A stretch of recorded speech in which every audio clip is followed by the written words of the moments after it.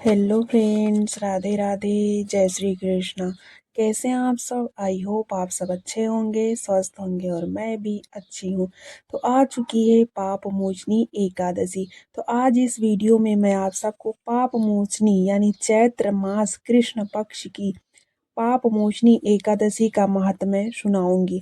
तो चलिए शुरू करते हैं। युधिष्ठिर ने पूछा, भगवन, फाल्गुन शुक्ल पक्ष की आम्ल की एकादशी का महात्म्य मैंने सुन लिया। अब आप चैत्र कृष्ण पक्ष की एकादशी का क्या नाम है यह बताने की कृपा कीजिए। भगवान श्री कृष्ण बोले, राजेंद्र सुनो, मैं इस विषय में एक पापनाशक उपाख्यान सुनाऊंगा जिसे चक्रवर्ती नरेश मानधाता के पूछने पर महर्षि लोमस ने कहा था। मानधाता बोले, भगवान, मैं लोगों के हित की इच्छा से यह सुनना चाहता हूँ कि चैत्र मास के कृष्ण पक्ष में किस नाम की एकादशी होती है, उसकी क्या विधि है तथा उससे किस फल की प्राप्ति होती है। कृपया यह सब बातें बताइए। लोमस जी ने कहा, नृपश्रेष्ठ, पूर्व काल की बात है। अप्सराओं से सेवित चैत्र रथ नामक वन में, जहाँ गंधर्वों की कन्याएं अपने किंकरों के साथ बाजे बजाती हुई विहार करती हैं, मंजू घोषा नामक अप्सरा मुनिवर मेधावी को मोहित करने के लिए गई। वे महर्षि उसी वन में रहकर ब्रह्मचर्य का पालन करते थे। मंजू घोषा मुनि के भय से आश्रम से एक कोस दूर ही ठहर गई और सुंदर ढंग से बीड़ा बजाती हुई मधुर गीत गाने लगी। मुनि श्रेष्ठ मेधावी घूमते हुए उधर जा निकले और उस सुंदरी अप्सरा को इस प्रकार गान करते देख सेना सहित कामदेव से परास्त होकर बरबस मोह के वशीभूत हो गए। मुनि की ऐसी अवस्था देख मंजू घोषा उनके समीप आई और वीणा नीचे रखकर उनको आलिंगन करने लगी। मेधावी ऋषि भी उसके साथ रमण करने लगे। कामवश रमण करते हुए उन्हें रात और दिन का भी भान ना रहा।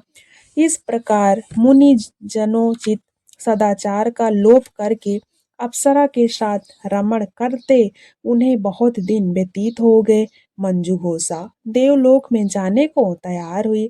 जाते समय उसने मुनि श्रेष्ठ मेधावी से कहा, ब्राह्मण, अब मुझे अपने देश जाने की आज्ञा दीजिए। मेधावी बोले, देवी, जब तक सवेरे की संध्या ना हो जाए तब तक मेरे पास ही ठहरो। अप्सरा ने कहा, विप्रवर, अब तक ना जाने कितनी संध्या चली गई, मुझ पर कृपा करके बीते हुए समय का विचार तो कीजिए। लोमस जी कहते हैं, राजन, अप्सरा की बात सुनकर मेधावी के नेत्र आश्चर्य से चकित हो गए। उस समय उन्होंने बीते हुए समय का हिसाब लगाया तो मालूम हुआ कि उसके साथ रहते 57 वर्ष हो गए। उसे अपनी तपस्या का विनाश करने वाली जानकर मुनि को उस पर बहुत क्रोध आया।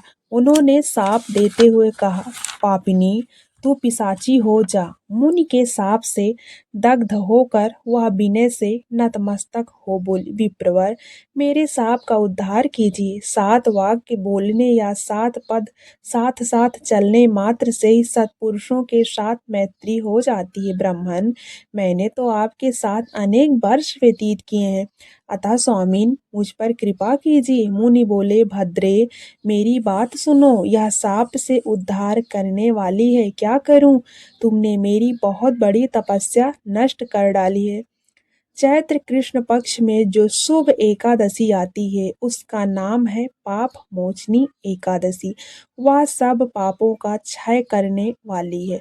सुंदरी, उसी का व्रत करने पर तुम्हारी पिशाचता दूर होगी, यानी तुम मेरे श्राप से मुक्त हो जाओगी। अगर तुम पाप मोचनी एकादशी का व्रत रखोगी तो तुम्हें जो मैंने श्राप दिया है उस श्राप से तुम मुक्त हो जाओगी। ऐसा कहकर मेधावी अपने पिता मुनिवर च्यवन के आश्रम पर गए। उन्हें आया देख च्यवन ने पूछा, बेटा, यह क्या किया? तुमने अपने पुण्य का नाश कर डाला। मेधावी ऋषि बोले, पिताजी, मैंने अप्सरा के साथ रमण करने का पातक किया है।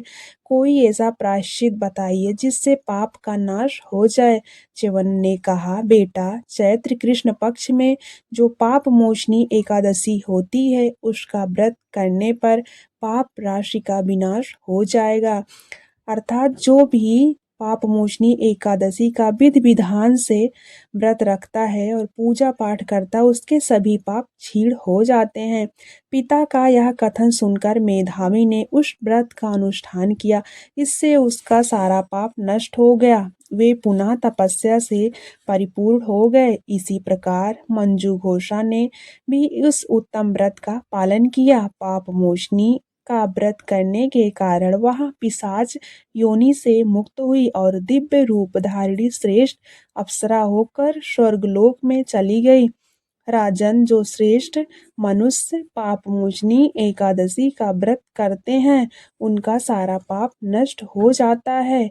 इसको पढ़ने और सुनने से सहस्र गोदान का फल मिलता है। ब्रह्म हत्या, सुवर्ण की चोरी, यानी जो ब्रह्म हत्या, हम जाने अनजाने में जीवों की हत्या करते हैं और सोन की गई, कुछ लोग सोने की चोरी करते हैं, सोने की चोरी या किसी भी चीज की चोरी करते हैं। सुरापान और गुरु पत्नी गमन करने वाले महापात को भी इस व्रत के करने से पाप मुक्त हो जाते हैं।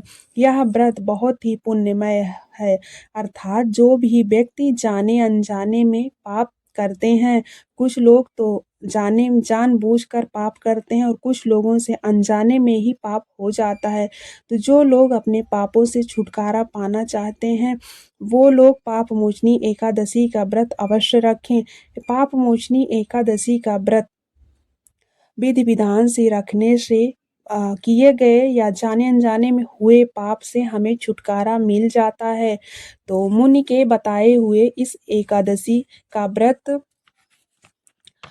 उस मंजूषा ने भी किया और मंजू घोषा ने भी उत्तम व्रत का पालन किया। पापमोचनी का व्रत करने के कारण वह पिशाच योनि से मुक्त हो गई और दिव्य रूप धारिणी और अप्सरा होकर स्वर्गलोक में चली गई।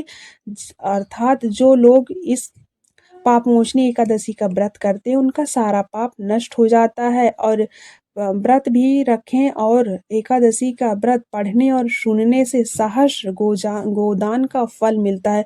जो एकादशी का व्रत पढ़ते हैं उतना फल उनको भी मिलता है, जो लोग सुनते हैं उतना फल उन्हें भी मिलता है। तो आप लोग पापमोचनी एकादशी का व्रत पढ़िए और सुनिए और पुण्य को प्राप्त कीजिए। राधे राधे, हरे कृष्णा।